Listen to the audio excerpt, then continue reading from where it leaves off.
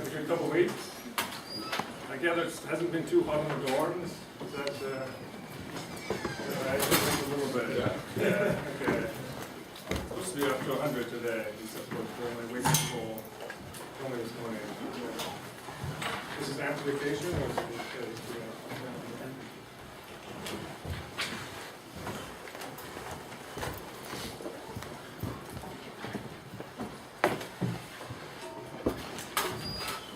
How's that? Is that a little bit better? Okay. Yeah, so I guess there's been a large numerical component to this school, and that's really the main emphasis is how to use numerical computational attacks on strongly interacting quantum many-body problems. So what I'd like to tell you about is a couple of classes of very exotic quantum interacting phases of many-body Hamiltonians, which, due to a property of having, or described in some detail, Bose surfaces, they're actually should be amenable to quasi-one-dimensional analysis using some of the techniques that you have, I think, already been exposed to, namely exact ionization and density matrix normalization theory. Okay, so in particular, I want to tell you about two exotic strange metal phases in two dimensions, something called the Bose-Metal and the Non-Fermi-liquid Metal. And as I say, there is some way to circumnavigate the sign problem by exploiting one dimension. So first I'll tell you what these strange metals are, and focusing on the singular surfaces in momentum space. They can have Bose surfaces, which are sort of the bosonic analog of a Fermi surface in a free Fermi gas.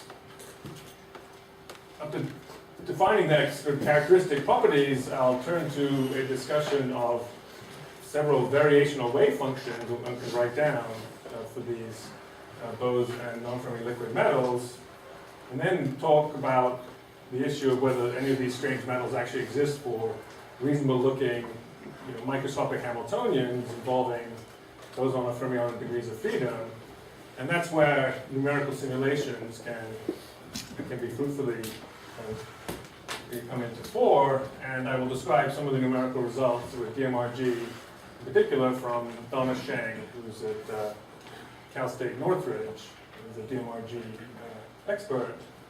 And the main message, the take-home message is that there are very exotic gapless 2D many-body states with many low-energy excitations, and those excitations can live on surfaces in momentum space. And if that's the case, such two-dimensional strange metal phases have tractable quasi-1D descendant models, quasi-1D descendant states, which can then be fruitfully attacked numerically. And if one can build up and approach two dimensions via a set of quasi-one-dimensional ladders, a two-leg ladder, a three-leg ladder, a four-leg ladder, and so forth, one has a way of, at least for this particular class of strongly interacting many-body quantum states, circumnavigating the sign problem, which is very strongly manifest in these states. So I guess you guys have probably a copy of the lecture notes, but if not, this first reference describes kind of in sort of general terms what I'll be talking about both today and tomorrow, in fact. And as far as these other three papers, they're more technical, but the introductions are written in a rather accessible way, and you might find some of them reasons to look at.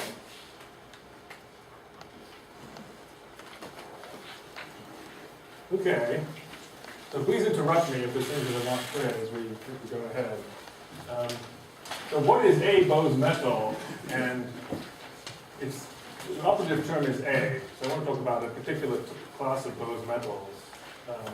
So before talking about what a Bose-Metal is, I want to first remind you of what a Bose condensate in a free Bose gas is and what are its characteristic properties. And then I'll perhaps tell you or remind you about the characteristic properties of a superfluid in an interacting Bose gas. and the distinction between the interacting Bose gas and the ideal Bose gas, and then tell you a little bit about the Bose-Metal. Okay, so the two-dimensional free Bose gas is the simplest model we can imagine. The free particle Hamiltonian just consists of the kinetic energy, p squared over 2m, and it's not always customary to look at correlation functions when one's doing the two-dimensional free Bose gas, but it's useful to do so. And so, particularly, I want to look at the equal time boson-Green's function, which here in the second quantized representation is the expectation value of b dagger 0, b dagger r. So you basically remove a boson at some position at the origin, and then you add it at the position r. And there's several reasons why this equal time boson-Green's function is a useful thing to look at in order to characterize superfluids and ideal Bose gases. One is that the Fourier transform of g b of r, the boson-Green's function, the function of r, is the dB of k, which I'm writing here, is the momentum distribution function, bk dagger bk. So it gives you the probability amplitude, essentially the probability, excuse me, that the boson in the gas will have momentum k. And in an ideal Bose gas, as you all know, at zero temperature, which I'm talking about here, all n of the bosons condense into the zero momentum state, and so the momentum distribution function of a BEC is nothing other than the total number of particles n times a delta function when little k is equal to 0. It's non-zero, and otherwise it's equal to 0. So you have the entire set of particles living at zero momentum and no particles living at finite momentum. The Fourier transform of this delta function, delta k0, which is the equal time boson-Green's function, is actually then a constant. But what's important is that something called off-diagonal long-range order, which is when the separation between these 2 points, 0 and r, in the equal time Green's function, when that gets very large, if that approaches a non-zero constant, that's something called off-diagonal long-range order, which is what characterizes, in general, a Bose condensed system. The special point of a free Bose gas is actually that this boson-Green's function is independent of r. Okay, so that's the 2D free Bose gas. What about the 2D interacting superfluid? Okay, so we now take the kinetic energy, p squared over 2m, and add some interaction term. In the back of your mind, you might want to think about a fluid of helium-4 atoms. So one can think of this as some short-range repulsive interaction between the helium-4 atoms, although I'm talking here in some generality. So again, one can look at this equal time boson-Green's function for the interacting superfluid and look at this boson-Green's function as r goes to infinity. This spatial separation goes to infinity, and in an interacting superfluid, it also has off-diagonal long-range order, but the value that this correlation function goes to it at infinite distance is no longer the total density rho, but is equal to something called the condensate density. And the condensate density is less than or equal to the total density, and so sometimes one puts in a prefactor z here, where z is less than 1. So it gives you the strength of the superfluidity, the strength of the condensate has been weakened. Not all of the atoms are condensed at zero momentum. And you can see that by taking the Fourier transform of this function and looking at the depleted condensate density in the interacting superfluid. The Fourier transform of this constant piece, rho sub c, gives you a delta function at zero momentum, and then there's a leftover piece, which is a smooth analytic piece, which is living out in finite momentum. Is it actually true?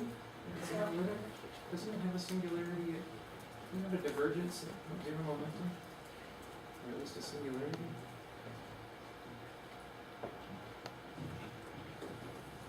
A good question. Maybe it does. Yeah. Does it depend on what dimension? Yeah, well, because in one Okay, I dimension, guess it's right because it's a power decay to Yeah, the. yeah, so I think there's a Because I'm drawing it with one singularity. over, But 1 over k or something. well, it's true because the Green's function will approach a constant value as something like 1 over x to the, Yeah. is it 4 minus d or something like that?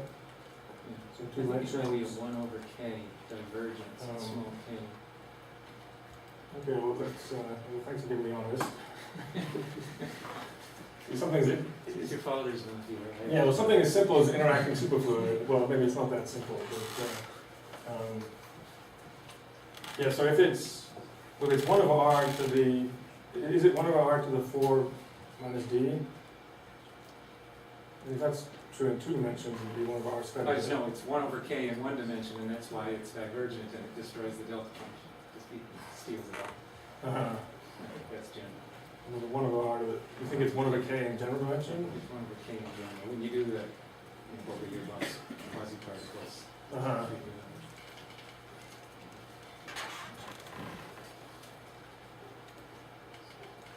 Okay, please keep me honest in other things here, which I'm sure there's other errors we can find. Okay, so the two-dimensional superfluid, so now what I'll tell you about is a putative two-dimensional Bose-Metal. Okay, so the Bose-Metal, what that is, or one defining characteristic of the Bose-Metal is a stable liquid phase of bosons that is not a superfluid. So it doesn't have a condensate. There's no delta function here, so the bosons aren't condensed at zero momentum, but it's nevertheless a fluid phase. And the particular type of Bose-Metal that I'm going to be focusing on, the real space Green's function, rather than approaching constant as r, the spatial distance goes to infinity, it has an oscillatory power law decay.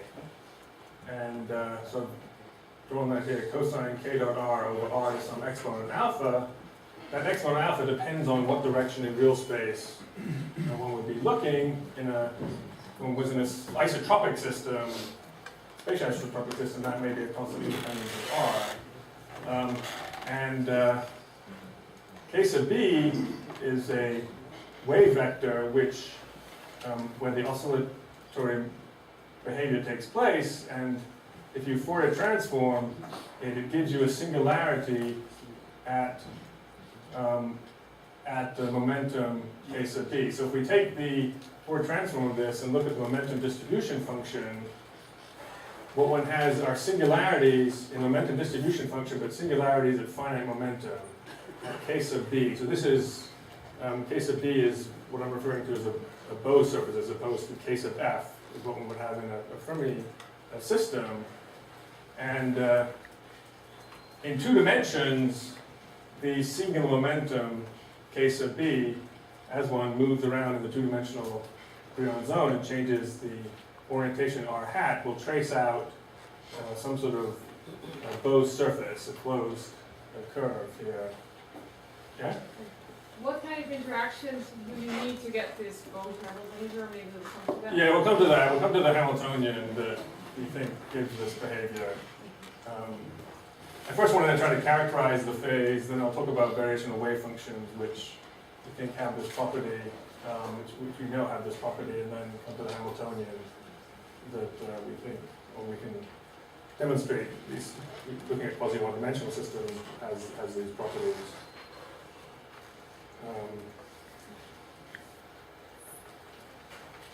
Okay, well, I talked about a Bose-Metal and in the title a non-Fermi-liquid metal. So what is a non-Fermi-liquid metal? Well, what it is, it's a non-Fermi-liquid. So yeah, this is this whole field of non-Fermi-liquid physics has at times been criticized as being defined as what it isn't. You know, so it's like say a banana. What I'm interested in is non-bananas. Well, I guess I'm interested in non-bananas. I'm interested in other fruit, you know, which maybe taste even better than bananas. But there are many different types of fruit, and there are presumably many different types of non-Fermi liquids. And so, what is a non-Fermi liquid? And can tell you what non-Fermi-liquid might look like. Before doing that, I want to remind you of what a Fermi-liquid metal looks like, what its characteristic properties are, and start with, in fact, the analog of the bosonic free Bose gas and look at the free Fermi gas. So again, the Hamiltonian, of course, is the same, p squared over 2m. In second quantization, where ck dagger ck are the raising and destruction operators for the in here I'm looking at spinless fermions, I guess. And the dispersion is k squared over 2m. I guess I've knocked off a chemical potential here. And so as you all know, the 2D free Fermi gas, one just starts filling up states to minimize the kinetic energy, and one will fill up states, first at zero momentum, the lowest energy, and then progressively at higher and higher momenta until one ends up with having used up all of the fermions, and there'll be then some surface in momentum space, the Fermi surface. And across that Fermi surface are particle hole excitations.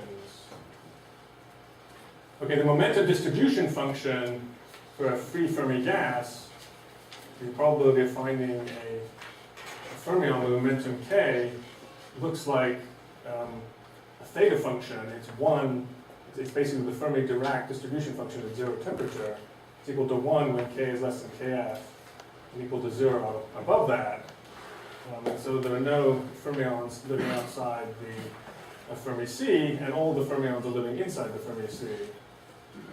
Another property of the free Fermi gas is that the volume of the Fermi C, or in this case the area of the Fermi C in 2 dimensions, I guess, is determined by the density of particles. So if you double the density of particles, you double the area of the Fermi C. And for a 2-dimensional spherical Fermi C, the density is related to the square of theta squared over 4 pi. I hope I've done those 2 pi's correctly. Another property of the 2-dimensional free Fermi gas is that the fermion spectral function, that is, if you look now at the Green's function as a function of space and time and Fourier transform into momenta and frequency, this gives you basically the probability of finding a fermion with energy omega at momentum k. And for the free Fermi gas, this spectral function is given by a delta function of omega minus epsilon k. So you have infinitely long-lived sharp quasi-particle excitations in a free Fermi gas. You can just excite a fermion, put it above the Fermi C, and it'll just sit there forever. Why? Because there's no interactions between it and any of the other fermions in this clearly oversimplified Hamiltonian.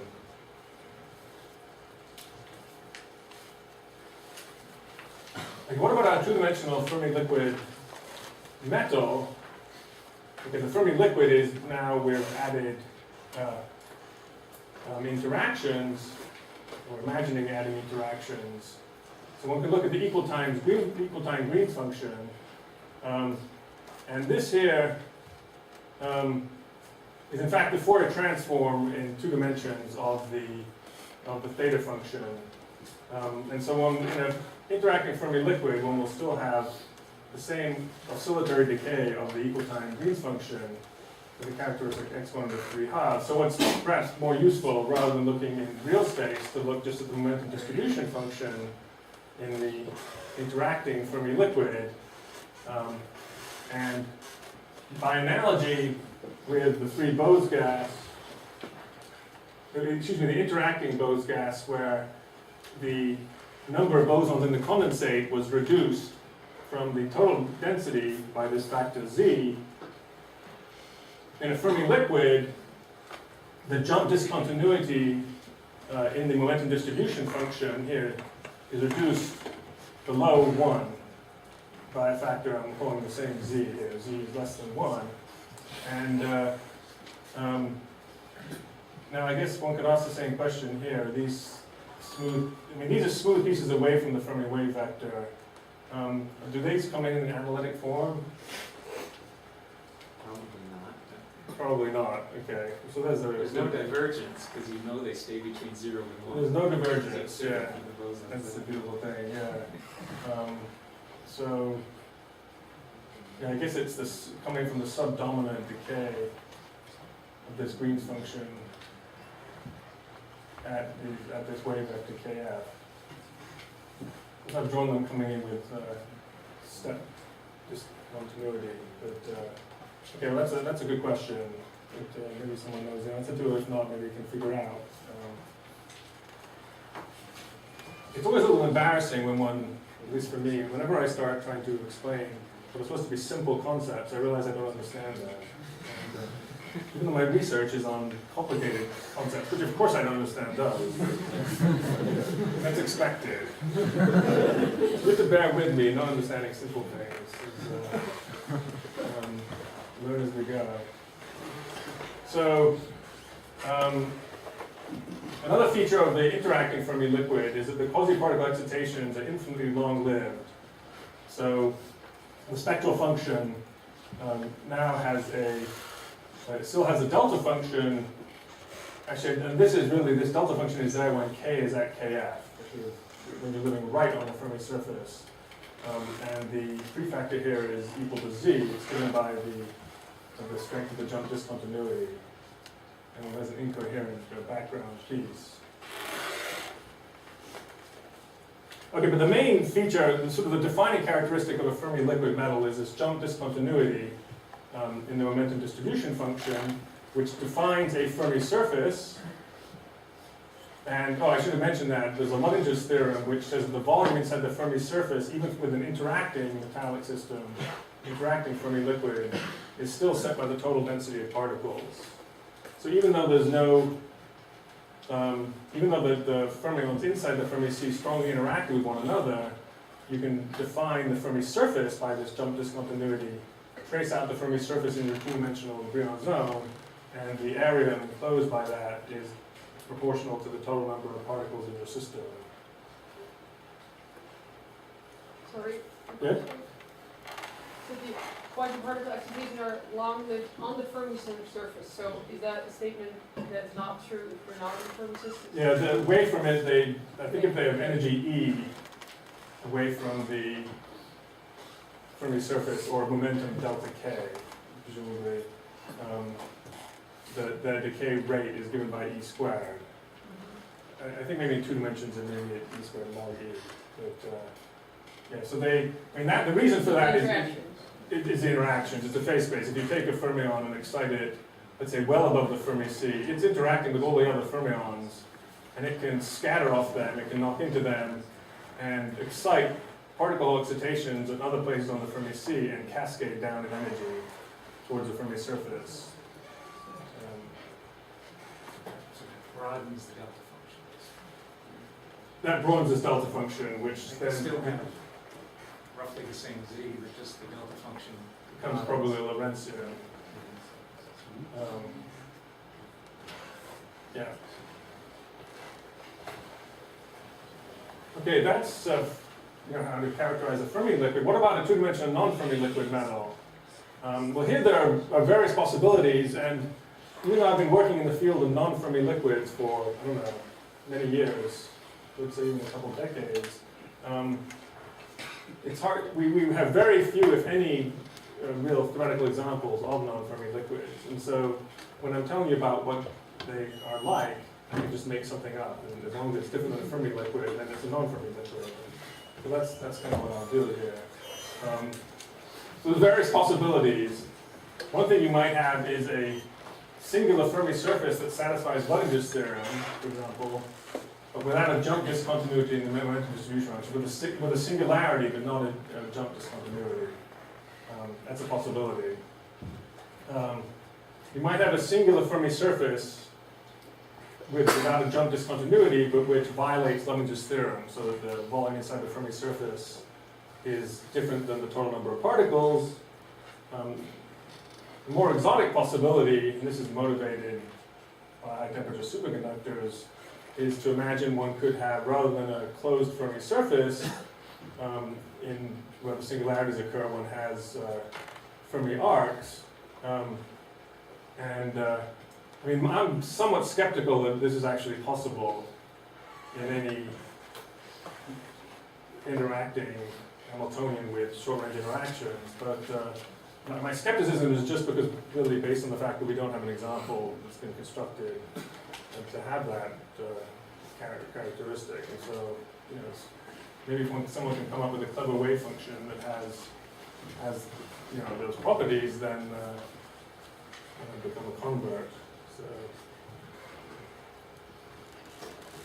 now I've been trying to keep this discussion today pretty general, but I just wanted to mention the motivation for looking at or trying to understand non-Fermi-liquid metals, and that's really what's sometimes called the normal state of high-temperature superconductors, but I'd like to call it the abnormal state.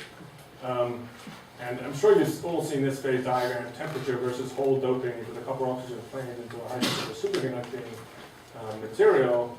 There's a superconductivity dome, and then there's a pseudo-gap regime which has received an awful lot of attention. Strongly overdoped, it seems to be perhaps describable in terms of a Fermi-liquid.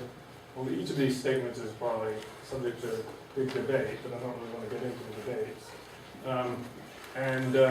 But what's perhaps most important is this strange metal regime, or strange metal phase, which lives above or near the optimal doping, where the TC is highest. And on this strange metal, this appears to be, from angle-resolved photoemission spectroscopy, a Fermi surface, but the quasi-particles are not very sharp. So the spectral function measured with ARPAS suggests a very small z, if not a z equals 0. Now, of course, distinguishing a very small z from a z equals 0 is very difficult. So it's conceivable it's just a very, very strongly correlated Fermi-liquid with a very small z. But I think I'd like to believe that what one's dealing with here in the high-temperature superconductors in this strange metal phase is a genuinely different a beast, a genuine non-Fermi-liquid.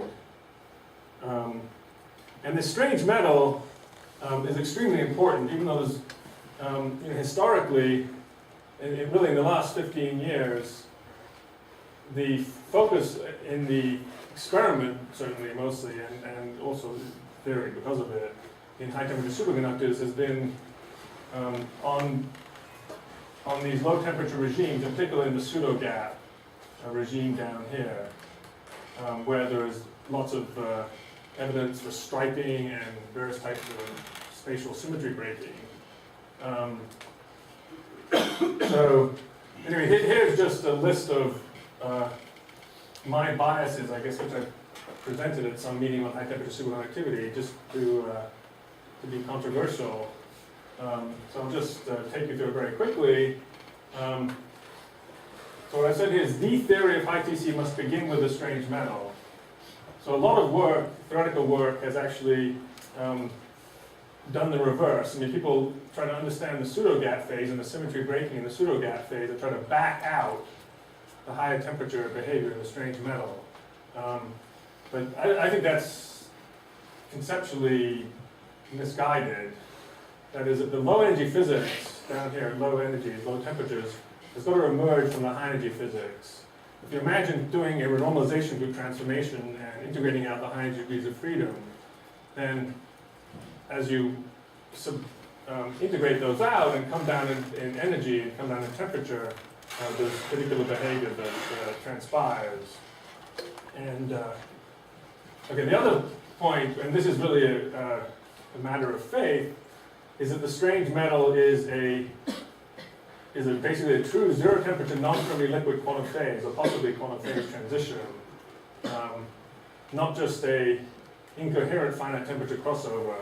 Now, strictly speaking, the strange metal only exists at finite temperature because you have the superconducting dome here, although sometimes the TC can be quite low, like 10 degrees Kelvin. Anyway, I guess I already said this, that the pseudo-gap and the D-wave superconductor should be understood as instabilities of the strange metal. I mean, I think you've all probably been exposed to BCS theory of superconductivity.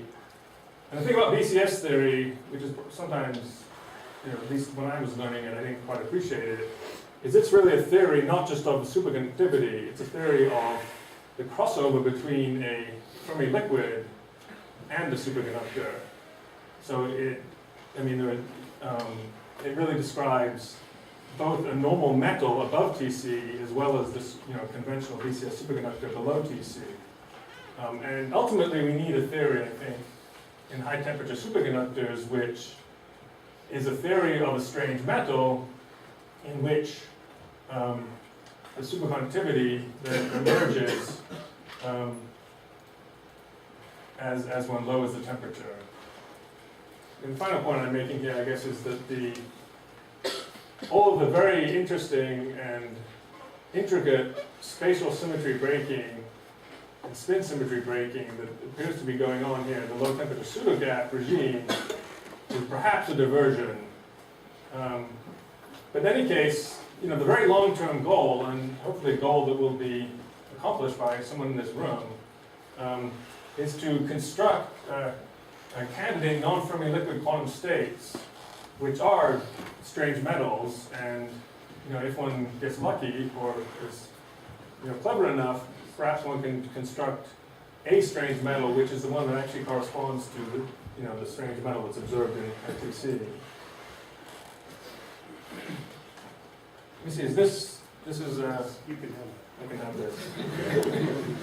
I guess it's sealed, so. They mysteriously appear before you start. Yeah, well, that's really nice. Thank you, whoever made it here. Cheers. No, I should hand it around. Like sharing gum in school. I'm sure it's big enough for me. Okay. Enough about physics. Back to theory land, la-la land, as it's called. So I talked about the defining characteristic of a Bose-Metal, which has these Bose surfaces in momentum space. Talked about the possibility of having a non-Fermi-liquid metal, which maybe has a Fermi surface without jump discontinuity, or maybe has a Luttinger-Violin Fermi surface. So the question, after talking about that characteristic, properties of these putative phases, is can we construct wave functions that we can argue or demonstrate actually go into these phases? So I want to next talk about variational wave functions, and then in the final part, I want to tell you about the Hamiltonians that we think might go into these phases. Just one more question, because to go back to so we're saying the strange metal phase in the non-zero temperature phase, but still you think that we want to construct wave functions on thermal states?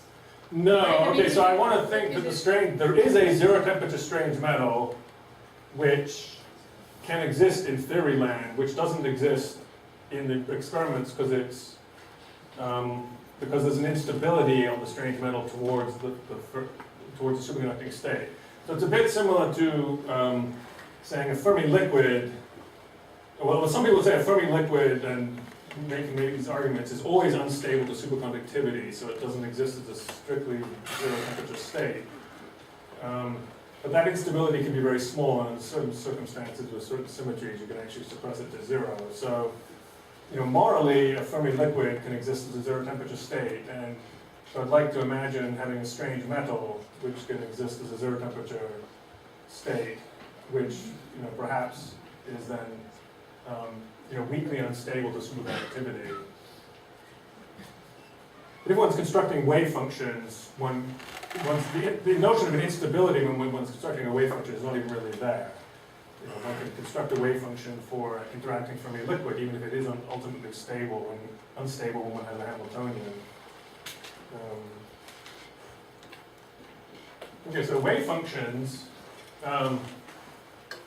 We'll talk about wave functions for 2D Bose-Metal, and then wave functions for 2D non-Fermi-liquid metal. But first, wave functions for our friends, the Bose-Einstein condensate, the non-interacting Bose gas, and the superfluid phase of bosons. And then a wave function for our friends, the free Fermi gas and the Fermi-liquid, before turning to the Bose-Metal and the non-Fermi-liquid wave functions. So the simplest of all, of course, for the wave functions is the Bose-Einstein condensate of the non-interacting Bose system, where the wave function is just equal to 1. It's independent of the position of the coordinates of all the particles. Since each particle is at zero momentum. So I'm thinking about in real space here, the wave function is a function of the positions of the particles. So the wave function is equal to 1. Important point is that this 1 is everywhere positive, and so the wave function is nodeless. It's not changing signs anywhere. What about the wave function for an interacting superfluid? Well, here one finds that what people do typically is write down variational wave functions, for example for helium-4, and then try to minimize the Hamiltonian, such as the helium-4 Hamiltonian, over some variational parameters. And a very popular form of a wave function for an interacting superfluid is this Jastrow wave function, which I've written here. So it's written as an exponential sum over pairwise particles of u of Ri minus Rj. Now here, u of Ri minus Rj could be treated as a variational function, and what one would want to build in to that function, for example, particularly if one's dealing, let's say, with helium-4. With helium-4, whenever the two atoms sit on top of each other, the wave function amplitude ought to go to 0. That's never going to happen. So this function u, one would want to choose it to have a very large positive value when the separation between these two coordinates, that is between the two particles, gets small. Very large value there by suppressing the wave function towards 0. The important point of this, important point to emphasize of the superfluid wave function is that it's nodeless. It's everywhere positive. I mean, it could be 0, although actually probably it's never 0, strictly speaking. So anyway, this is what's called a Jastrow form, and this u of r is a variational parameter.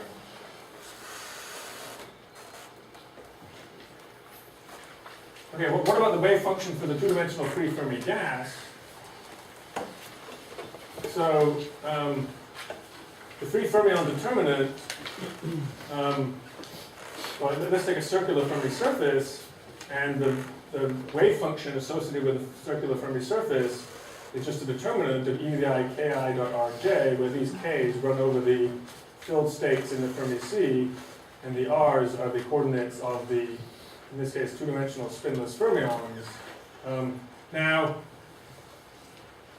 it was about 5 or 6 years ago, I remember I was talking to this fellow, question? Yeah. In the Jastrow form, can we have that can function the oscillator? I think you can put in any function you want. Are you thinking that the density correlation function sometimes oscillates? Well, I think what we will find is even if this Jastrow factor doesn't oscillate, I mean, you can choose anything you want, and if when it oscillates, it lowers the energy, then maybe that's a better Jastrow form.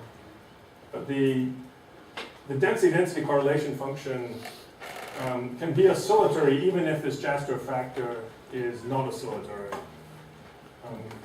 Because the particles are very likely to not sit on top of each other, but very likely to be next to each other. And you sort of have the liquid structure factor, which is Some kind of Friedel? it's sort of like a Friedel oscillation for a Bose system.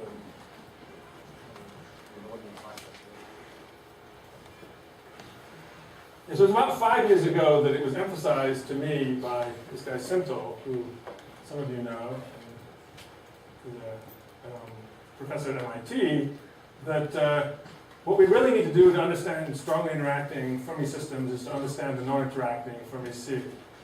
And I realized that, well, indeed, I think he was right in many ways, that we don't actually understand this slated determinant. A slated determinant one can write down algebraically. It's a very simple thing to write down. But if one thinks about the form of the wave function in real space and looks at the nodal structure of the wave function, it's extremely complicated. So in particular, if we define a relative single particle function, that is, we freeze the positions of all the particles, R2, R3, up to Rn, and take the first particle, R1, pull that coordinate of the first particle R, and just look at this function of this two-dimensional coordinate R. So basically, we're asking, what does the wave function look like if you freeze all the other particles and you're the first particle and you move around in that wave function? What you can, well, first of all, the wave function has to vanish every time that particle hits another particle because of Pauli exclusion principle.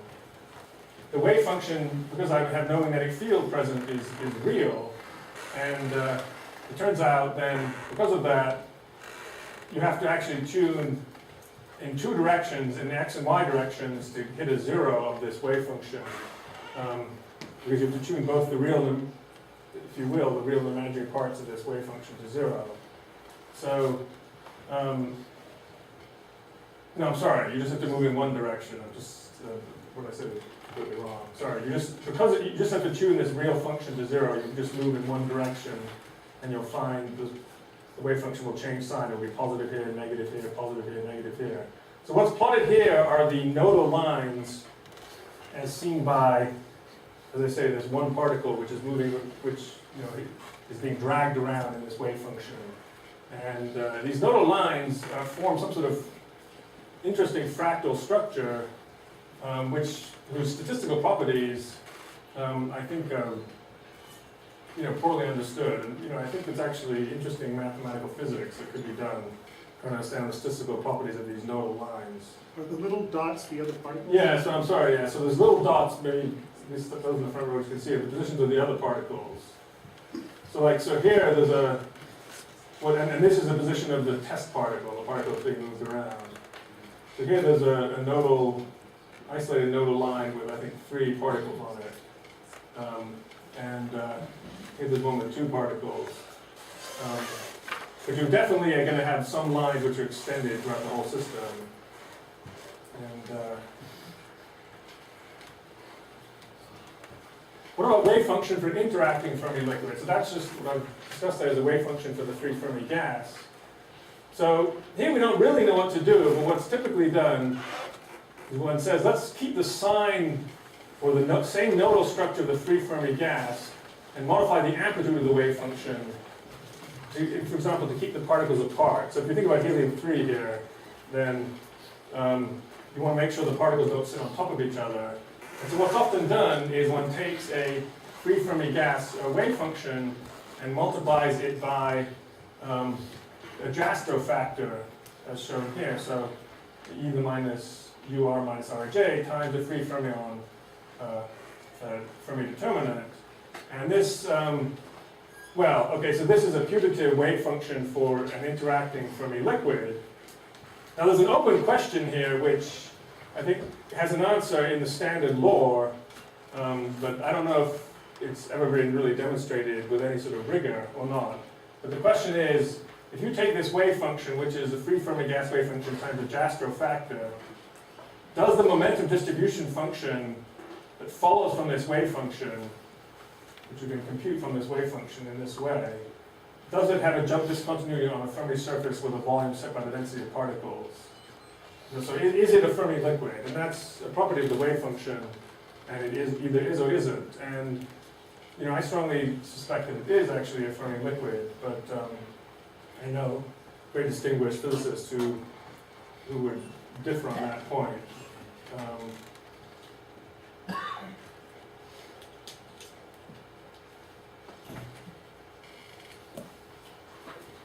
Okay, so now I'll talk about the wave functions for Bose gas, interacting superfluid, wave function for a free Fermi gas, putative wave function for Fermi-liquid. Let me talk about wave functions for this Bose-Metal state. And now I'm going to talk about a particular Bose-Metal state that we've been able to construct. And it has a D-wave character. So this is work with Leslie Motrinich, who started about 3 years ago. So here we consider n bosons moving in 2 dimensions. We define this relative single particle function as we did before. Now, one of the known examples of a bosonic fluid, which is non-superfluid, is the Laughlin state for the nu equals 1/2 bosons, which is just Zi minus Ej squared. That may be familiar to many of you, where Z is the complex coordinate of the particles, x plus I, y. So if you look at the nodal structure of the Laughlin wave function, the point nodes now in the relative particle function have a d plus id two-particle correlation. That is, if you freeze the positions of all the particles, let's say the ith particle, and ask what happens when you take your particular particle, your z particle you're focusing on, around the ith particle, you pick up a phase factor of 4 pi. So it's got a, e to the I 4 theta.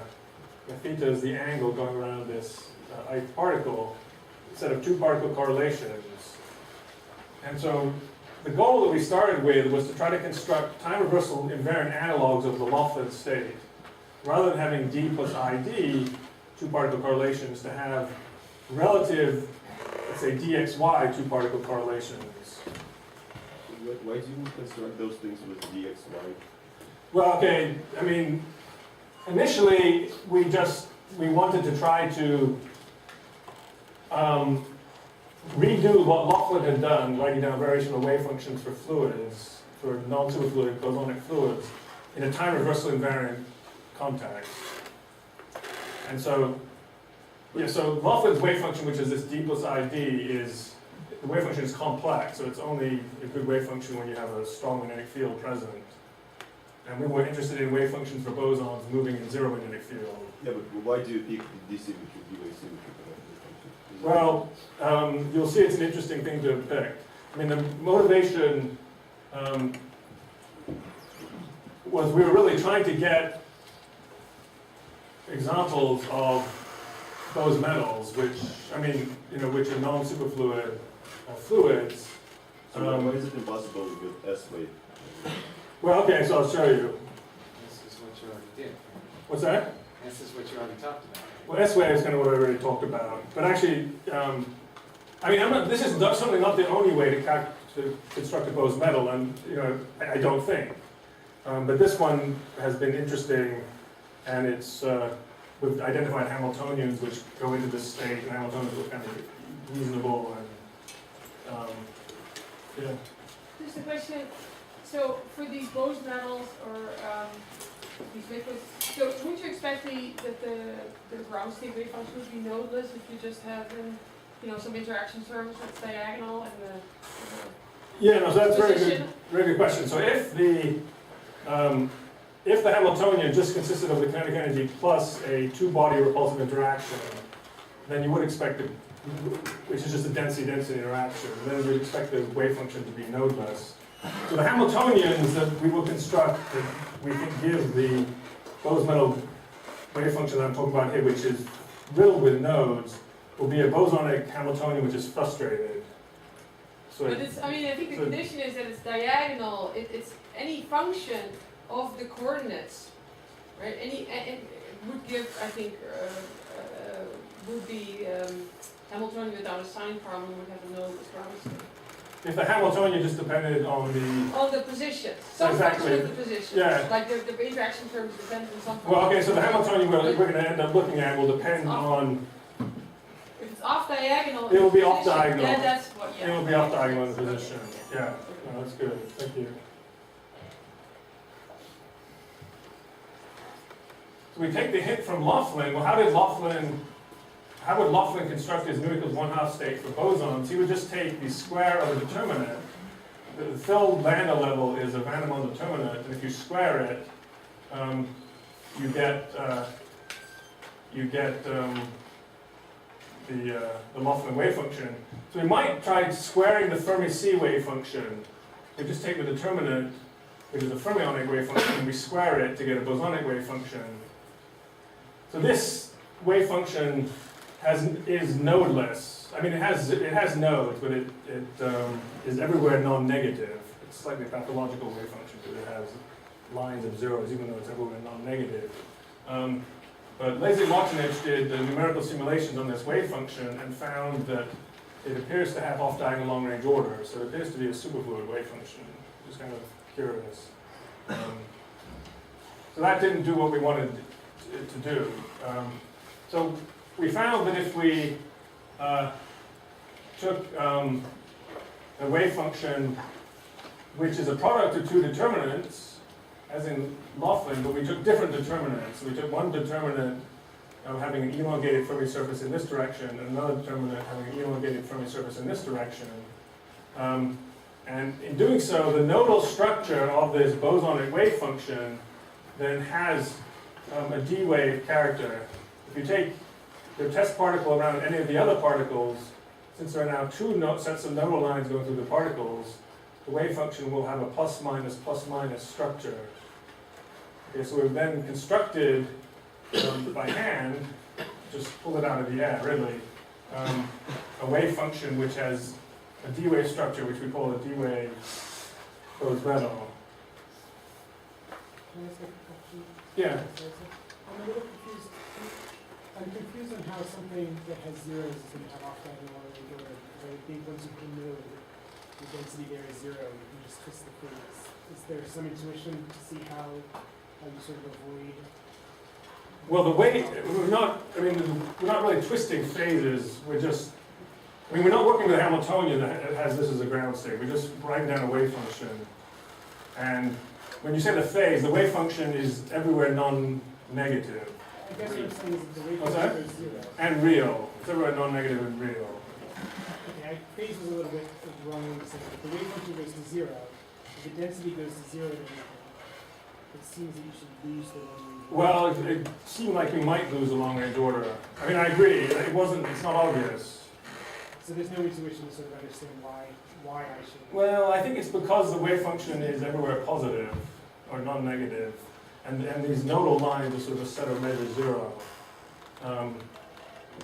The density structure factor for this wave function has sort of 2kF singularity. So it's not a conventional superfluid in that sense. Even though it appears to have off-diagonal long-range order, it has unphysical characteristics which one wouldn't want if one wants to model a superfluid wave function. Which wave function are you saying is non-negative? If you just take a determinant, so you just take a Fermi-seed determinant and square it. What if the determinant X and determinant Y? What's that? What if those two components, determinant X, determinant of Y? What does that mean? Yeah, what do you, if you... Okay, so what one's doing here is, in my bad notation, I'm pulling a D1 and D2 here, and X and Y here, but taking two fermion determinants which are have elongated Fermi seeds, elliptical shape, let's say, elongated in the X direction or the Y direction, and one's just multiplying those two together, and the value, but for the same set of particles, one's, for the same set of bosons. So the bosonic wave function then is just a product of these two different determinants. A different set of Ks. They're a different set of Ks, exactly. The Ks live in these elliptical Fermi seeds, and which is with a different set of Ks. Okay. So, And you're saying that quantity, if you look at this, at the wave function as a function of one test particle coordinate, you'll have the structure X minus the thing that you wrote on. yeah, it's because the bosonic wave function has now two sets of nodal lines, one coming from the first determinant, one coming from the second determinant. And those nodal lines are preferentially oriented in the X and Y direction, depending on whether the Fermi surface is squeezed in the Y or X directions. But you don't mean it literally. I don't mean it literally. Every junction is not oriented that way. Every junction is not oriented this way. Exactly. But every junction has a... That twiddle is fairly informal. The twiddles are informal. Yeah. But every wave function has a plus minus, but it's, on average, in some sense, on average, it will have this structure. I mean, it breaks rotational invariance. This breaks rotational invariance, yeah. So we were really thinking of this for a square lattice, where this is where we're going to be working. Let me see. So we can take that variational wave function and look at the Bose surfaces, and in a mean field theory, because one has a product of two determinants, one can argue the Green's function is just the product of the Green's function of these two fermions. And the Green's function for each of these fermions is given here. And so one has basically, in momentum space, a convolution of these momentum distribution functions for the fermions. And one can argue and one can show numerically that one has two sets of dominant Bose surfaces for this D-wave Bose-Metal wave function. So it has the Bose surfaces, by construction that I mentioned earlier. And they're of equal importance? Well, okay, so that's They're all really, one dotted and one solid, is it? well, okay, so it turns out that they're not of equal importance.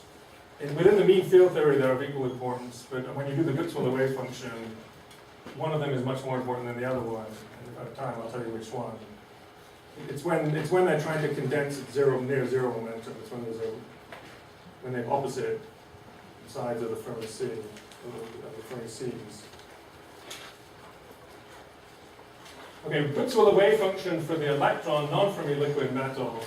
I think I'll just go through this quickly. In these variational wave functions where we're multiplying products of boson times fermion wave functions, like for example for the Fermi-liquid wave function, we took a wave function for the free Fermi gas and multiplied by the Jastrow factor, which was a wave function for the superfluid.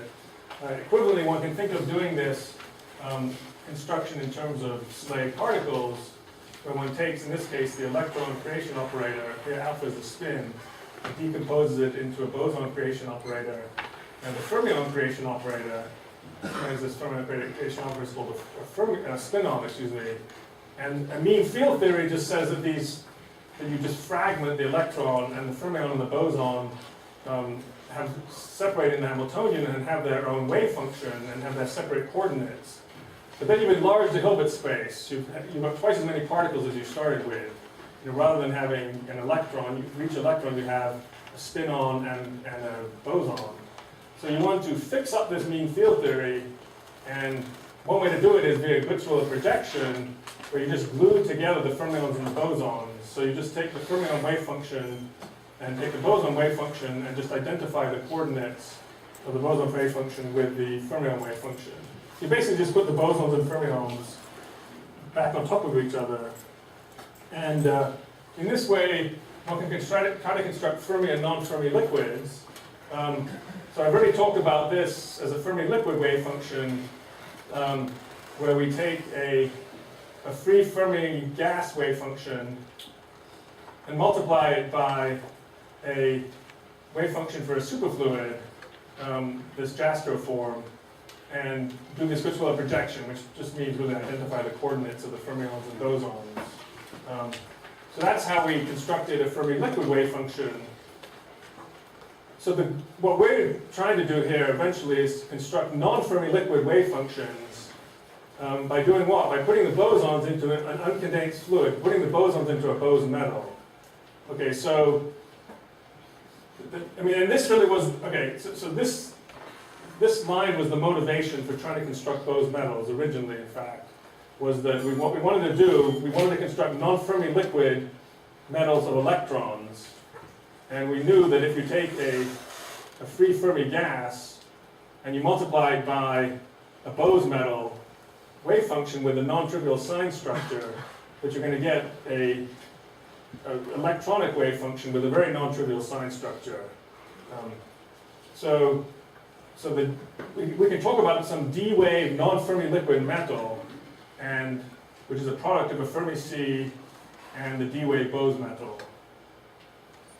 And this D-waveness, one of the motivations was high temperature superconductivity, where my intuition, which is weak, but was if we can construct a D-wave non-Fermi-liquid metal, that is non-Fermi-liquid metal in which when you take a spin-up and spin-down particle around each other in the wave function, you get let's say, dxy symmetry, that you would have already built in the correct sign structure, nodal structure for a D-wave superconductor. But you'd be dealing with a normal metal. So it was to try to make a metal which has some of the similar D-wave correlations that a DCS superconductor has. That was really the motivation, but we're not. So at this point you have spin in there? I put spin back in, yeah. So the fermions, the free fermions, are spinful fermions. The free fermion is a spinful fermion. And what do you do with the spin? So, but there's only one boson. There's only one boson. Yeah, there's only one flavor of boson, and it lives on both spin up and spin down. But then if you move a spin up around a spin down, it gets just one the sign change just from the fermion, and then it's No, it doesn't get any sign change from the fermion. Oh, okay. But if you move like fermions Yeah, then around it each other, gets- you can get angular momentum 1 or angular momentum 3, You get angular momentum 1, angular momentum 3, which is a little peculiar. a little peculiar. Okay. Yeah, yeah. So you might worry that that's sufficiently peculiar to this. But this is the Slade particle construction. Well, okay, no, I mean, yeah, you're But I guess maybe that's not peculiar. It had to have odd angular it has to have more angular momentum, momentum. and you're saying it could have angular momentum 3, Exactly. in addition to angular momentum And 1. if it's always, So maybe it's not really that. yeah, and if it always had angular momentum 1, it would be the free fermion Right, determinant. right. So you have to mix in something else. You have to make something Okay, else. So I guess it's not peculiar. Okay. It's inevitable. Perhaps. Okay, that's yeah. No good. So Matthew, how would you compare this with the usual virtual and projected wave functions that Alessandro Sorella has used that have D-wave character that aren't like this? Well, this is pretty similar to that, and so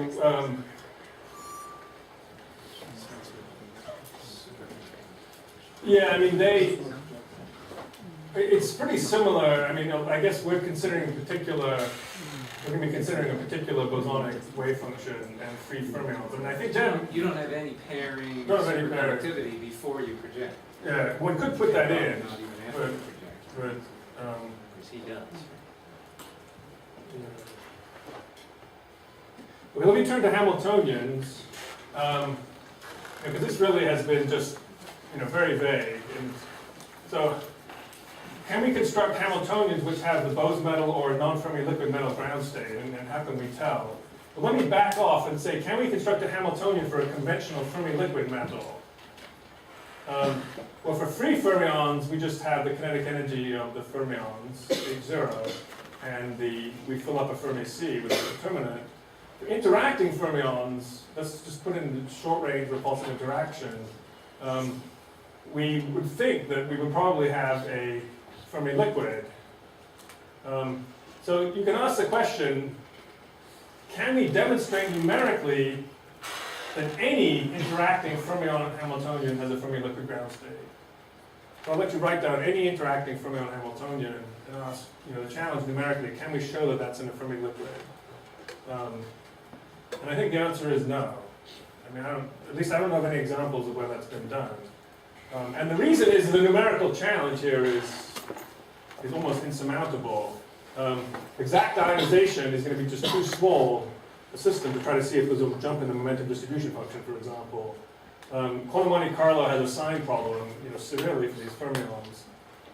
The kind of variational wave functions that I've been writing down, which as constructed probably are Fermi-liquids, they're biased. And we're just pulling them out of thin air. Now we wanted to ask about when we try to solve the Hamiltonian. Dynamical mean field theory is biased as well. And not strictly speaking, very controlled. I mean, do you think that's, it seems very, very general, right? Because any interacting fermion Hamiltonian is very general. You can have it on the spin. But you mean any individual. Any individual You one, mean you take. all. What's that? I don't mean all of them. I think. So, wait, you're asking, is it true for any interacting Yeah, fermion exactly. Hamiltonian, right? So we need to find one counterexample Yeah. that disproves this. And No, I'm not saying that all of them have this. I'm just saying if you find one example. No counter examples like the models. Okay, I'm sorry. Yeah, so if you can just find one example which you can show numerically, Okay. or analytically if it's possible. I think it's maybe very difficult. Is a Fermi-liquid? I think that would be progress. I mean, it's But your hunch is that it relates to this short range interaction? What is the intuition, what makes it a Fermi-liquid? I guess that's the whole question. well, I've defined the characteristics of a Fermi-liquid having this jump in momentum distribution function, and so if you can solve the Hamiltonian and calculate, these Green's functions or correlation functions, one can answer the question whether it's a Fermi-liquid. I mean, maybe it will always be unstable to a superconductor, for example. But this is where ladders come to the rescue. And this is really where one can circumnavigate to some extent the sign problem, even though I don't think this has been exploited that much in the context of Fermi-liquid. So you can imagine taking your interacting Fermi system, just for spinless fermions, let's say, and sticking it on in this case, what do we have, 4-leg ladder. And if you put the interacting fermions in an n-leg ladder, what happens is, let me take it periodic bounding conditions in the y direction, and so that the y components of the momentum become quantized, 2 pi over L sub y. And in the Brillouin zone, you get the set of quantized momenta. And if you compare what happens in a Fermi C, where you have the Fermi surface here, you'll get multiple intersections between your quantized ky and the Fermi surface. So you'll end up with a bunch of Fermi points here, which are one-dimensional bands. You'll end up with a bunch of one-dimensional bands. In a interacting superfluid, the only low-energy excitations occur at 0 momentum. And so if you put a interacting Bose system, which is a superfluid in 2 dimensions, if you put it on a ladder, you'll only have one gapless mode, where at ky equals 0. So for fermions, because you have a Fermi surface, you have many gapless one-dimensional modes, one for each fermion point. And in a Bose system, you have just a single gapless 1D mode, at least in a Bose, if it's a 2-dimensional superfluid. So a kind of trivial point, but one that I think maybe hasn't even really been exploited enough numerically, and not certainly in the context where I want to talk about shortly, is that one has a fingerprint of the 2-dimensional Fermi surface already present on the 2-leg ladder, in fact. On a 1-leg ladder, just a one-dimensional system, fermions and hardcore bosons are the same. And many of you are familiar with the Jordan-Wigner transformation, where you can statistically transmute back and forth between bosons and fermions in 1 dimension. So as soon as you're on a 2-leg ladder, that trick no longer works. And so on a 2-leg ladder, fermions can go around each other as bosons can, and their properties become very different. In particular, the fermions, you get multiple bands. So I mean, Steve could tell you to what extent this has been done just for spinless fermions on a 2-leg ladder. I mean, or Adrian, I don't know, but one could certainly try to access the fingerprint of the 2-dimensional Fermi-liquid with DMRG on ladders by calculating the certainly this is, I assume this has been done, interacting fermions on a 1-leg ladder. The momentum distribution function will have a singularity, which is going to be hard to pull out that singularity, and that's part of the challenge here. But interacting fermions on the 2-leg ladder, one will have ky equals 0 and ky equals pi. One has the green function in the 2 bands, if you will, and one will have 2 Fermi points. These are the Fermi points which build up become the Fermi surface when one goes from the 2-leg ladder into 2 dimensions. And if you take these Fermi points, the Fermi wave vectors kf0, kf pi, and add them together, you get the total number of particles. So although this doesn't have a jump discontinuity as you have in a Fermi-liquid, because you're in 1 dimension, it's really a Luttinger liquid, one nevertheless has this Luttinger volume sum rule which is satisfied, presumably. And as you build up towards 2 dimensions, one in principle should be able to see the Luttinger sum rule being satisfied, the 2, 3, 4-leg ladder. Okay, what about the Hamiltonian for a D-wave Bose-Metal? Well, I don't think I'll give you the motivation behind this, or the derivation, if you will, why we chose this Hamiltonian. The Hamiltonian that seems to do the trick is hardcore bosons hopping on the square lattice. This is hopping strength J, with a ring exchange term, which is off-diagonal in the density of particles. And remember this question here. The ring exchange term, it acts on elementary plaquettes on the square lattice, and if there are 2 bosons on opposite corners of the square lattice, it destroys those 2 bosons and creates them on the other pair of coordinates. So it starts trying to get the bosons moving around one another. And you can maybe think that's why one's going to end up with some D-waveness as the particles try to move around one another. Now, this Hamiltonian has a serious sign problem, and it's just as challenging, I think, to numerically simulate as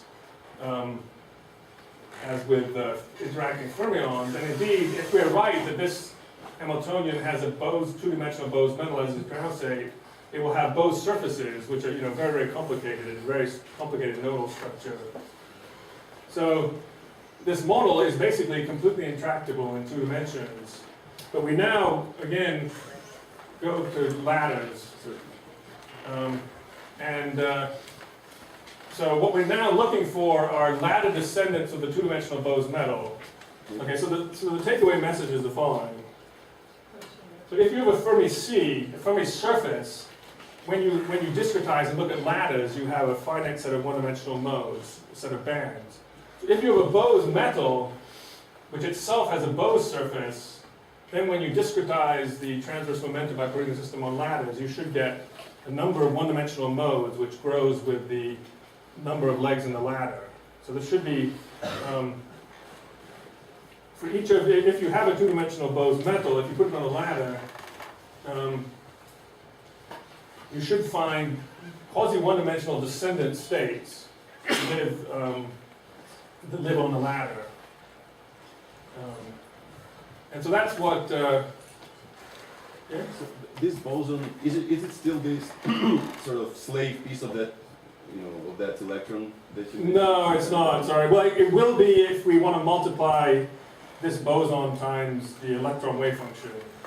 But at this stage, we're now, I've been kind of mixing things a little bit. So now we're back just to bosons, Okay. just looking at the boson by itself. But if you think of the boson as a piece of that original electron, is it possible to to come up with this kind of Hamiltonian starting from electronic Hamiltonian? Yeah, it is. It's possible to write down an electronic Right, that would Hamiltonian, give this. which we think will give this for the bosonic part of the, I'm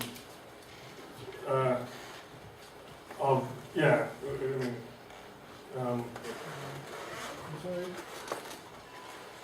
Is there a conceptual issue with the nodal structure within phase of the superfluid?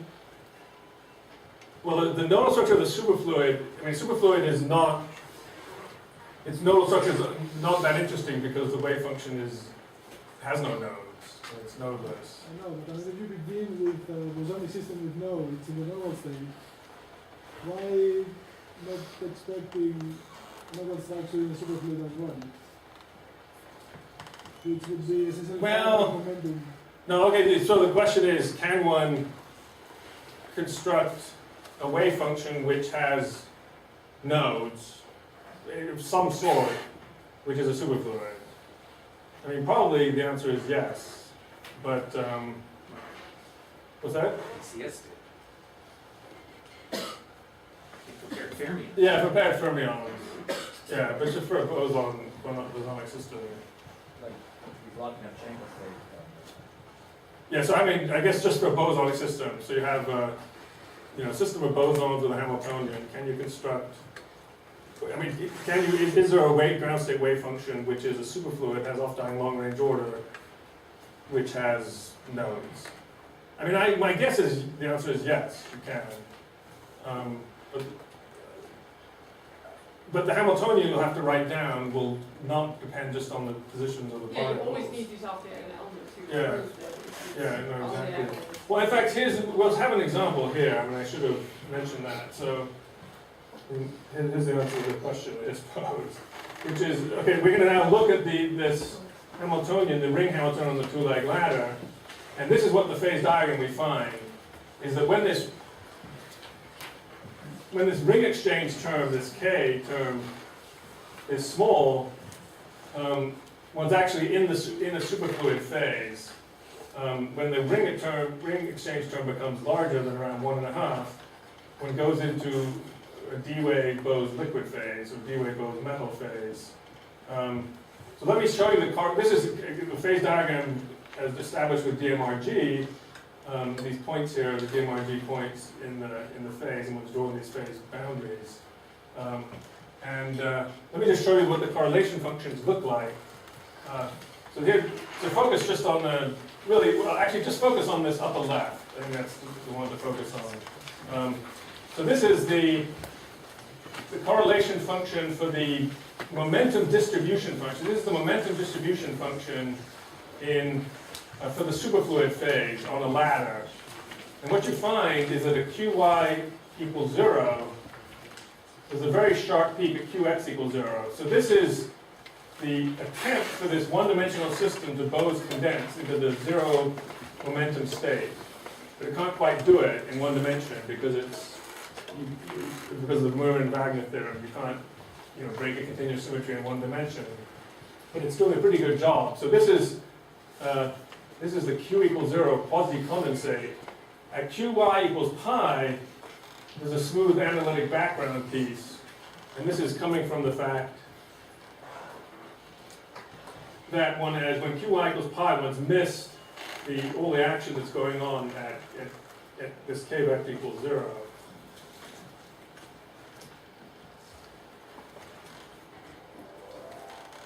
Okay, so what I want to do is compare this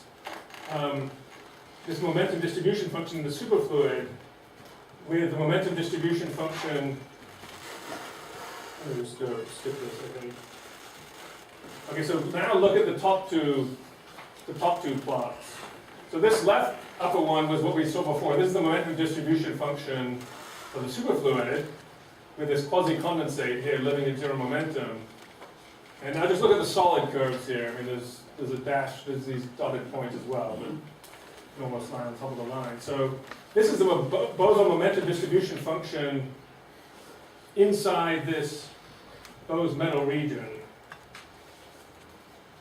And now zero momentum here in the middle.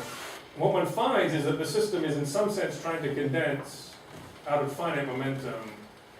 So you can think of these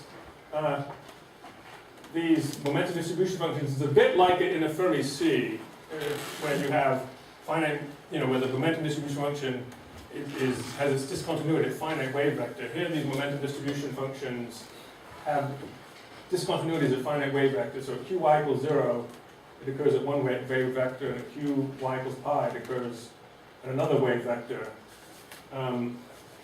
So these are Bose points. These singularities are the Bose points, which are inherited, we believe, from the putative two-dimensional Bose-Metal phase when we put that two-dimensional Bose-Metal phase on the two-leg ladder.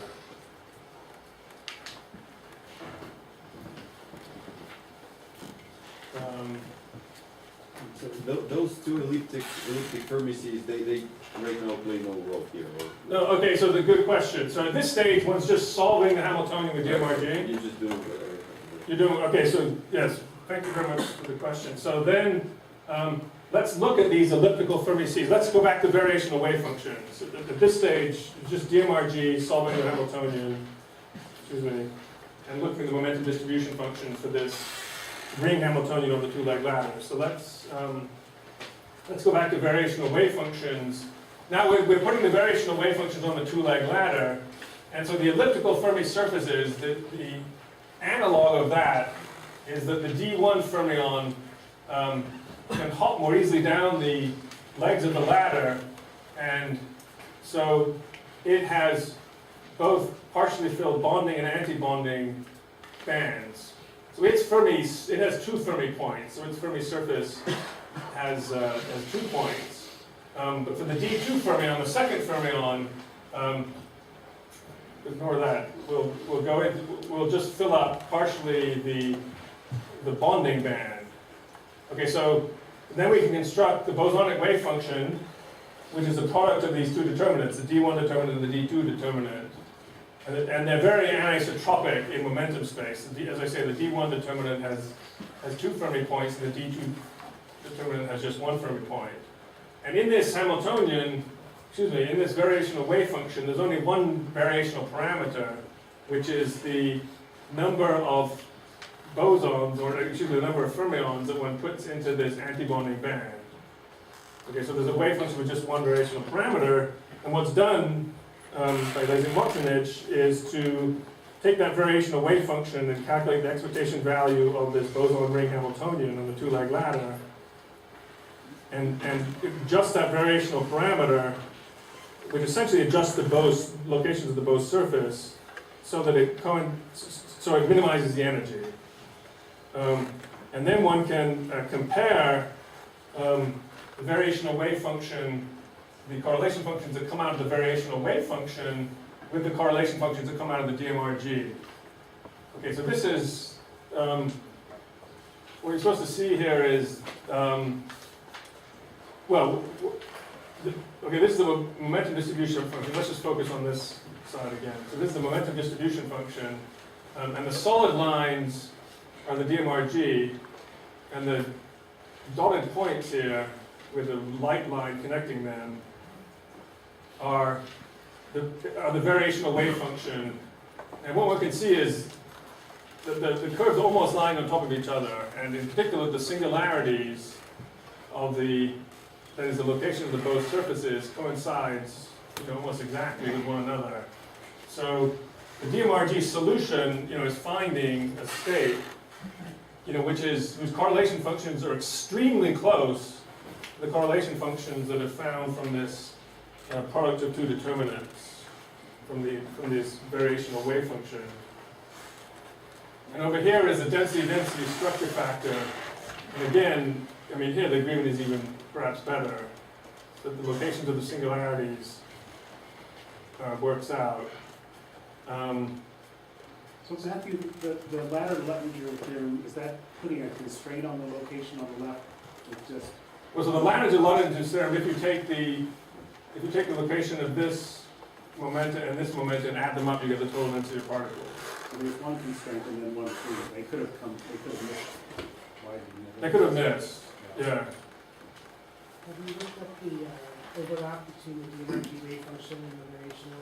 No, I haven't actually looked at the direct overlap. Yeah, that's something one might try. Or an exact ionization where maybe you could look at the overlap to the variational wave function. I'm maybe not that optimistic that the overlap's going to be like in the quantum Hall effect at 99.9%, because one's dealing with gapless systems, and so I think it's we're doing well just getting the correlation functions close to one another. But most importantly, we're getting the nodal structure. We're doing well with the nodal structure because we're doing well in the locations of the singularities in momentum space. Between what? The variation wave function is doing well as compared to the DMRG. Is it computationally feasible to make the ladder thicker and see how the behavior? Yeah, okay, so let me put in an advertisement for my grad student Ryan Mishmash, like there, raise your hand, Ryan. And probably most of the students already know Ryan, or if not, there he is. So he's talking tonight, I guess, that looking at the three-leg ladder, where it gets very rich, actually, and he's found evidence for an entirely new quantum state on the three-leg ladder. But, Can you tell me why were you looking at, setting aside high TCs, why were you looking at D wave or why not B wave? Well, okay, so, the motivation is largely theoretical, but it's the following, is that the wave functions that we're writing down for these putative non-Fermi liquids, if you take an upspin and a downspin electron in the wave function and take one around the other, you can construct the wave function so that it's in a dx squared minus y squared relative angular momentum state. When it's not, and so we're calling this a D-wave metal. So the idea is that somehow in the strange metal, maybe the nodal structure has already, built in some sense, the D-waveness, the D-wave singlet pair correlation physics that's there in the superconducting state. No, I said, but if you set aside the high TC motivation, I just mean, why not look at P wave? Why D wave? Well, for bosons, P wave is antisymmetric under exchange. So for bosons, it has to be D wave. Well, okay, so for the fermions, so just a free Fermi gas is P wave like. A spinless fermion, two spinless fermions. But when you have a spin up and spin down Fermi C, which don't talk to one another, they don't know about the nodal structures of the other I mean, the wave function doesn't vanish when the two fermions sit on top of each other, spin up and spin down, if you just have free fermions. And are you allowing yourself, I mean, in the interaction, like we've looked at interaction between, we've looked at two species of bosons having interaction, P-wave interaction between them. So are you allowing yourself, instead of like this ring exchange interaction, an interaction between the particles that is already has this finite angle momentum character, like at a two-particle level? I mean, I'd be interested in knowing. Because that's pretty. If you do allow that, if you can realize in cold atoms, then it's not that difficult to construct, superfluids that have finite momentum condensation and don't break that universe. Yeah, although I mean, They don't. I mean, what we have here are not superfluids. I mean, so they're. You mean even the bosonic? The bosonic system is not a superfluid. It's in 2 dimensions, presuming the putative phase we think exists in 2 dimensions. It will have a Bose surface. It will, in some sense, be trying to condense along a surface in momentum space. So it won't be condensing at some finite wave vector, like an FFLO state. And it doesn't have off-diagonal long-range order of any type. Can I answer the question? Maybe. So, Leo, if you take now 2 species of fermions, like up and down, 2 hyperfine species with cold atoms, and you have an attractive interaction between the 2 species, then you are kind of emulating this. So instead of having a hard Gutzwiller projection, you're having like a soft Gutzwiller projection with the attraction. And the effective Cooper pairs that you get there will have a similar structure than this. So with finite momentum, but they will look more like a D-wave Bose-Metal. Yeah, so in fact, Adrian's done some very nice numerics precisely on that model, which is, spin up and spin down fermions with different Fermi surfaces with an attractive U, and driving the system into a Cooper paired state, but a non-superconducting Cooper paired state that we're thinking of the Bose-Metal state. So that's, I mean, that would be the. So no off-diagonal long-range order? No off-diagonal long-range order. But then what do you mean by Cooper pair? Well, so it's got a gap for the fermions, so it's paired in that sense. So the fermion Green's function is short range, But the bosons don't Bose condense. but the bosons don't Bose condense. So have you thought about ways to physically implement this methodology? Well, okay, so that's, I mean, that's really what Adrian was saying. That would be the. Well, for bosons, for example. Yeah, so for both, well, yeah, I mean, it's conceivable in the cold atom context. You can, if you're clever, try to, mimic this ring exchange term in the Hamiltonian. But a more promising direction, I think, although I'm not a cold atoms expert by any means, is what Adrian was saying, which is taking spin-full fermions, spin up and spin down fermions, which have different Fermi Cs, elliptical Fermi Cs, which are rotated by one another, and putting on an attractive U, a strong attractive U, which binds them together. Then the effective boson Hamiltonian, the effective Hamiltonian for the Cooper pairs that you get, will have this ring exchange term in there. And so the fermions will be gapped out, and you'll have an effective Hamiltonian which looks like this, basically. But the key point you're saying is, even though there are nodes, the nodes are, well, you have nodes along, it's distinct from this finite momentum condensation of bosons. It's distinct from the finite, it doesn't have off-diagonal long-range order, And it's on the surface somehow, rather than to a point. yeah, With the singularities. yeah, so if you look in real space, in a particular direction at the boson Green's function, it will decay and oscillate and with a parallel decay. And if you take the wave vector at which it decays at, and then circle around, then that wave vector traces out a closed surface in two-dimensional Brillouin zone. So it has a Bose surface, very much analogous to a Fermi surface in a Fermi-liquid. And is that a consequence of, is the lack of condensation, post-condensation, because you have so many low energy, like, is it the consequence of this Bose surface, or somehow? Well, I think ultimately it's energetics of the Hamiltonian, and this ring exchange term, because it has a plus sign here, it is such that if you just solve the single plaquette problem with just two bosons on it, the ground state wave function is plus, minus.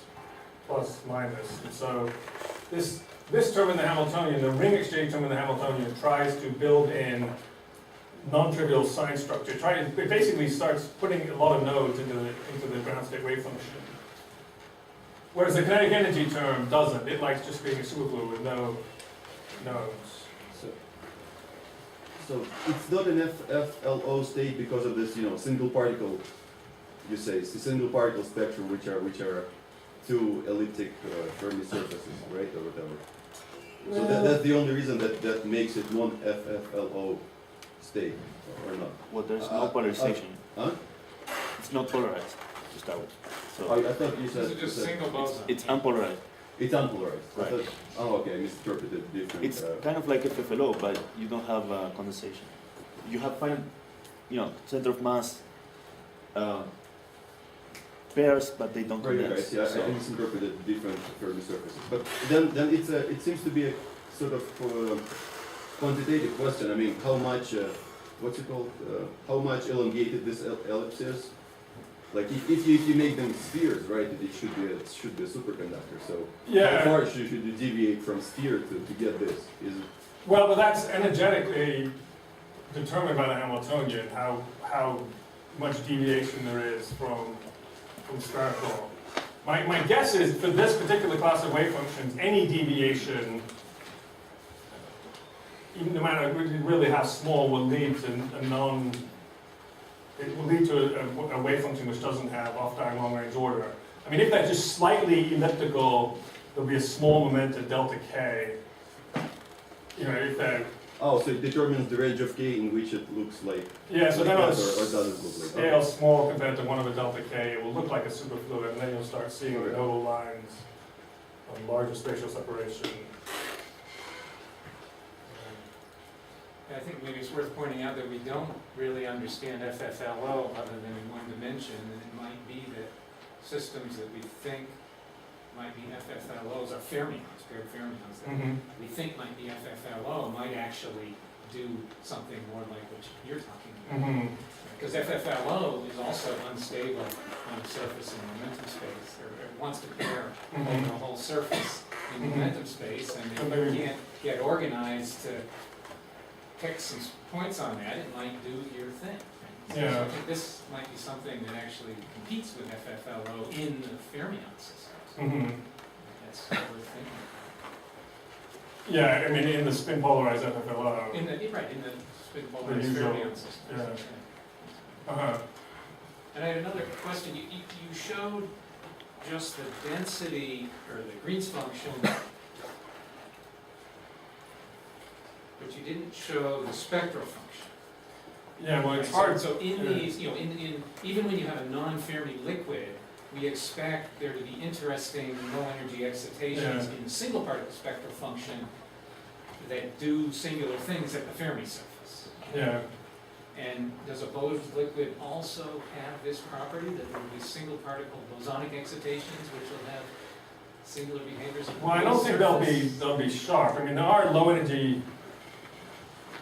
Have you, On the ladders, do you you have any can information about that on the yet? ladders you can start looking at it because there are I know you can do that. gapless bosonic modes that you have. So there will be modes, density modes which have linearly dispersing.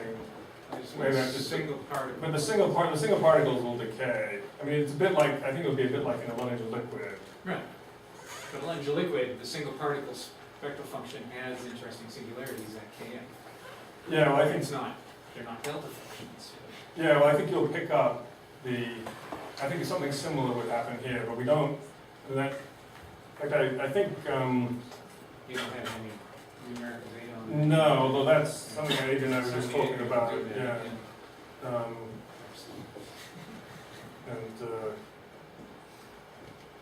Yeah, know exactly what the dynamical spectral functions for the single boson.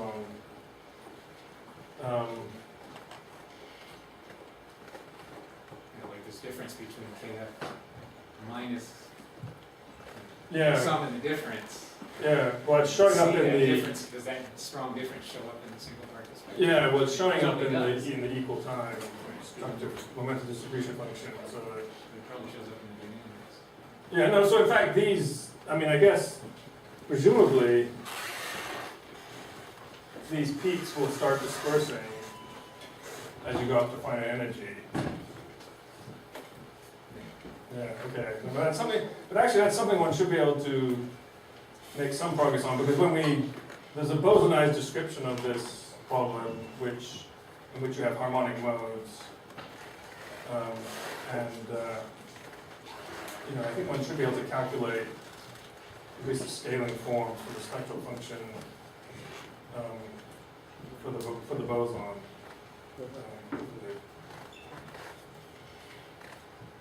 Does this picture connect with the Nova liquid picture? Only in name. Nodes, I guess. So you don't think that if you integrate the fragments in the Nova liquid somehow with interactions there might be Yeah, no, I don't think those are.